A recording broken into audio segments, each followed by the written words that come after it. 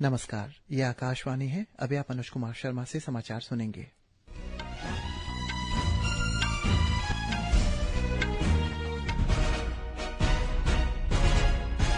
पहले मुख्य समाचार। राष्ट्र आज पहलगाम आतंकी हमले की पहली बरसी पर मृतकों को श्रद्धांजलि अर्पित कर रहा है। राष्ट्रपति, उपराष्ट्रपति और प्रधानमंत्री ने आतंकवाद के हर रूप से लड़ने के देश के दृढ़ संकल्प को दोहराया। इधर अरुणाचल प्रदेश के लोअर सुबनसिरी जिले के जीरो स्थित ताजांग गांव के लोगों द्वारा इस पहलगाम आतंकी हमले में जान गंवाने वाले दिवंगत कॉर्पोरल तागे हाइलियांग की पहली पुण्यतिथि का आयोजन किया गया। अरुणाचल प्रदेश के कुरुंग में जिला पुलिस द्वारा फरार कैदी और कुख्यात अपराधी को 24 घंटे के भीतर गिरफ्तार किया गया। अभियान में सामान्य महिला किसानों ने महत्वपूर्ण भूमिका निभाई। प्रधानमंत्री नरेंद्र मोदी का सिविल सेवकों के विकसित भारत के निर्माण के लक्ष्य के लिए हर संभव प्रयास करने का आह्वान। पश्चिम बंगाल में पहले चरण और तमिलनाडु के एक ही चरण में कल होने वाले विधानसभा चुनावों की सभी तैयारियां पूरी। बॉम्बे उच्च न्यायालय ने 2006 में मालेगांव विस्फोट मामले में 4 अपराधियों को बरी किया। उनके खिलाफ लगे आरोप भी खारिज किए। और आईपीएल क्रिकेट में आज लखनऊ सुपर जायंट्स का मुकाबला राजस्थान रॉयल्स से होगा। यह मैच शाम 7:30 बजे से खेला जाएगा। अब समाचार विस्तार से। राष्ट्र आज पहलगाम आतंकी हमले की पहली बरसी पर मृतकों को श्रद्धांजलि अर्पित कर रहा है। जम्मू कश्मीर के पहलगाम में आज ही के दिन आतंकवादियों ने 26 निर्दोष लोगों की हत्या कर दी गई थी। इनमें अधिकतर लोग पर्यटक थे। एक रिपोर्ट। ऑपरेशन सिंदूर के तहत भारतीय सशस्त्र बलों द्वारा किए गए लक्षित हमलों में पाकिस्तान और पीओजेके में 9 आतंकवादी शिविरों को सटीक रूप से निशाना बनाया गया, जिसमें 100 से अधिक आतंकवादी, उनके प्रशिक्षक, संचालक और सहयोगी मारे गए। अधिकांश आतंकवादी जैश-ए मोहम्मद, लश्कर-ए-तैयबा और हिजबुल मुजाहिदीन जैसे आतंकवादी संगठनों से संबंधित थे। इस ऑपरेशन ने भूमि, वायु और समुद्र के माध्यम से उच्च सटीकता और समन्वित सैन्य कार्रवाई के जरिए भारत की उत्कृष्ट क्षमता को प्रदर्शित किया। आनंद कुमार के साथ जम्मू कश्मीर में पहलगाम आतंकी हमले की पहली बरसी के मद्देनजर सुरक्षा बढ़ा दी गई है। जम्मू कश्मीर के दोनों क्षेत्रों में विशेष रूप से नियंत्रण रेखा और अंतर्राष्ट्रीय सीमा पर सुरक्षा एजेंसियों की संयुक्त गश्त को हाई अलर्ट पर रखा गया है। ब्यौरा हमारे संवाददाता से। जम्मू कश्मीर के उपराज्यपाल मनोज सिन्हा और मुख्यमंत्री उमर अब्दुल्ला ने अपने अलग अलग संदेशों में कहा है कि निर्दोष नागरिकों के बलिदान को बुलाया नहीं जाएगा। उन्होंने जम्मू कश्मीर की धरती से आतंकवाद को समाप्त करने के लिए अटूट प्रतिबद्धता दोहराई है। विभिन्न राजनीतिक दलों के लगभग सभी वरिष्ठ नेताओं ने बैसरन पहलगाम के शहीदों को श्रद्धांजलि दी है। इस बीच दक्षिण कश्मीर में भाजपा के एक वरिष्ठ नेता सोफी यूसुफ ने पहलगाम के शहीदों को याद करने के लिए पहलगाम में एक रैली का नेतृत्व किया, जिसमें शोकाकुल परिवारों के प्रति एकजुटता व्यक्त की गई और इस भीषण हमले में जान गंवाने वाले सभी लोगों को श्रद्धांजलि दी गई। तारिक रातर, आकाशवाणी। पहलगाम आतंकी हमले के जवाब में भारतीय सशस्त्र बलों ने पिछले साल 6 और 7 मई की रात को ऑपरेशन सिंदूर शुरू किया था। ऑपरेशन सिंदूर को याद करते हुए भारतीय सेना ने सोशल मीडिया पर एक संदेश भी साझा किया है, जिसमें आतंकवादियों की कड़ी चेतावनी देते हुए कहा गया है कि जब मानवता की सीमाएं पार होती है तो जवाब निर्णायक होता है। इस जघन्य कृत्य पर देश को झकझोर कर दिया था और दुनिया भर की सरकारों तथा नेताओं ने इसकी कड़ी निंदा की थी।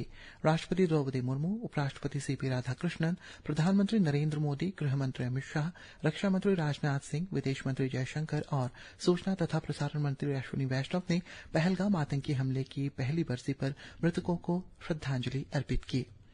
इधर अरुणाचल प्रदेश के लोअर सुबनसिरी जिले के जीरो स्थित ताजांग गांव के लोगों द्वारा इस हमले में जान गंवाने वाले दिवंगत कॉर्पोरल तागे हाइलियांग की पहली पुण्यतिथि का आयोजन किया गया। इस अवसर पर कॉर्पोरल के पिता तागे तादे ने राखे स्मृति स्थल पर दिवंगत की प्रतिमा का अनावरण भी किया।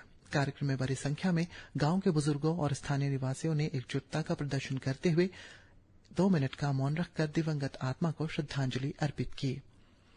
अरुणाचल प्रदेश के कुरुंग में जिला पुलिस द्वारा मंगलवार को फरार कैदी और कुख्यात अपराधी बिरजू भूमिज को 24 घंटे के भीतर गिरफ्तार कर लिया गया। इस सफल अभियान में सामान्य महिला किसानों ने महत्वपूर्ण भूमिका निभाई है। कोलोरियांग मुख्यालय में स्थित निकजा गांव में खेतों में काम कर रही महिला किसानों ने आरोपी को देखते ही तुरंत पुलिस को सूचित किया।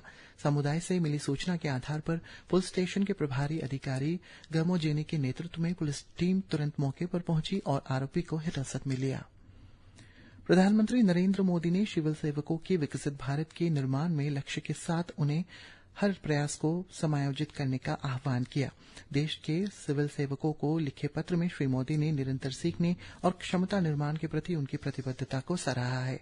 हाल ही में संपन्न कर्मयोगी साधना सप्ताह के सिविल सेवकों की उत्साहपूर्ण भागीदारी पर बधाई देते हुए उन्होंने कहा कि सीखने के इस सप्ताह भर के उत्सव में देश भर के सिविल सेवकों ने हिस्सा लिया। एक रिपोर्ट। अपने पत्र में प्रधानमंत्री नरेंद्र मोदी ने लगातार सीखते रहने की लगन को सकारात्मक ऊर्जा का स्रोत बताया है। उन्होंने कहा है कि दुनिया ऐसे दौर में है जहां खुद को अपडेटेड रखना और नई कौशल सीखना विकल्प नहीं रह गया है। श्री मोदी ने कहा कि भविष्य में बदलाव की गति और तेज होगी और ऐसे वक्त में लगातार सीखते हुए ही आगे बढ़ा जा सकता है। प्रधानमंत्री ने यह भी कहा कि 21वीं सदी में बड़ी चुनौतियों के साथ साथ बड़े अवसर भी मौजूद हैं। उन्होंने कहा कि ट्रेंड्स लगातार बदल रहे हैं, नई नई तकनीकें आ रही हैं और लगातार नवाचार देखने को मिल रहा है। श्री मोदी ने जोर देकर कहा कि सरकार की सेवाएं और काम करने की संस्कृति इस ऐतिहासिक दौर का अधिकतम लाभ उठाने के लिए पूरी तरह तैयार है। उन्होंने सिविल सेवकों से आग्रह किया कि वे सीखने को जीवन भर की आदत बनाएं। प्रधानमंत्री मोदी ने अपने पत्र में आई गॉट कर्मयोगी जैसे प्लेटफॉर्म के इस्तेमाल को महत्वपूर्ण बताया है। अक्षित वैद्यान के साथ अंकित कुमार।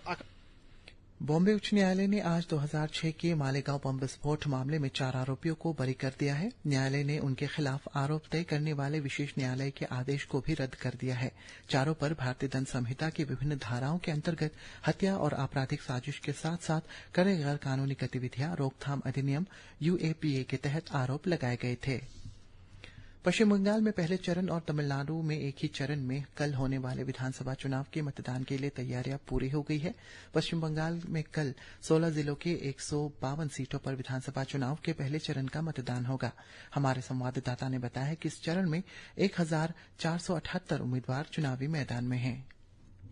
निर्वाचन आयोग ने स्वतंत्र, निष्पक्ष और शांतिपूर्ण चुनाव कराने के लिए सभी तैयारियां कर ली हैं। मतदान 44,376 बूथों पर होगा, जिनमें 3,000 सहायक बूथ शामिल हैं। महिलाओं द्वारा 5,444 बूथ संचालित किए जाएंगे। मॉडल बूथों की संख्या 207 है। वहीं बालूरघाट और आसनसोल दक्षिण विधानसभा क्षेत्रों में 2 दिव्यांगजन संचालित बूथ हैं। पहले चरण के चुनाव में 167 महिला उम्मीदवार मैदान में हैं। सभी बूथों पर 100% वेबकास्टिंग की जाएगी। शांतिपूर्ण मतदान के लिए आयोग ने त्वरित प्रतिक्रिया दल, हवाई दस्ते, CCTV कैमरे सहित विभिन्न सुरक्षा व्यवस्थाएं की हैं। कोलकाता से कल्याण लाहा की रिपोर्ट के साथ समाचार कक्ष से। तमिलनाडु की मुख्य चुनाव अधिकारी अर्चना पटनायक ने कहा है कि राज्य में कल होने वाले चुनाव की सभी व्यवस्थाएं पूरी कर ली गई है। तैयारियों की समीक्षा के बाद आज संवाददाताओं को संबोधित करते हुए श्रीमती पटनायक ने कहा है कि निर्वाचन आयोग ने सुचारू मतदान के लिए पर्याप्त कदम उठाए हैं। पृथ्वी दिवस के अवसर पर आज उपराष्ट्रपति CP राधाकृष्णन ने सभी से पृथ्वी की रक्षा और संरक्षण के प्रति अपनी प्रतिबद्धता को दोहराने का आग्रह किया। सोशल मीडिया पर एक संस्कृत सुभाषितम साझा करते हुए प्रधानमंत्री नरेंद्र मोदी ने इस बात पर बल दिया है कि पृथ्वी की रक्षा करना न केवल एक सामूहिक कर्तव्य है बल्कि आने वाली पीढ़ियों के प्रति एक पवित्र प्रतिज्ञा भी है। आकाशवाणी के समाचार सेवा प्रभाग में महानिदेशक धीरज M काकड़िया ने नई दिल्ली स्थित आकाशवाणी भवन में अधिकारियों और कर्मचारियों को इस अवसर पर शपथ दिलाई। भारत और दक्षिण अफ्रीका के बीच महिला T20 क्रिकेट का तीसरा मैच आज जोहान्सबर्ग में खेला जाएगा। यह मैच भारतीय समयानुसार रात 9:30 बजे से शुरू होगा। 5 मैच की श्रृंखला में दक्षिण अफ्रीका 2-0 से आगे है। IPL क्रिकेट में आज लखनऊ सुपर जायंट्स का मुकाबला राजस्थान रॉयल्स से होगा। यह मैच शाम 7:30 बजे से शुरू होगा। रक्षा मंत्री राजनाथ सिंह ने कहा है कि भारत और जर्मनी के बीच संबंध समय के साथ धीरे धीरे मजबूत हुए हैं।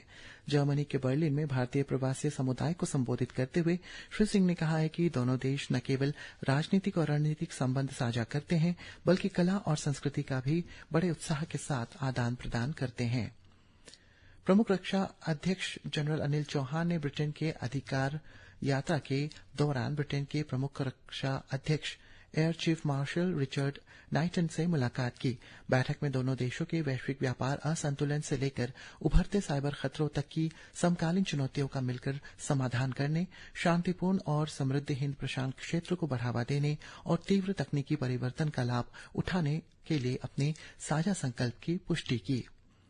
और उत्तराखंड में केदारनाथ धाम के कपाट आज सुबह 8 बजे वैदिक मंत्रोच्चार और पारंपरिक विधि विधान के साथ श्रद्धालुओं के लिए खोल दिए गए हैं।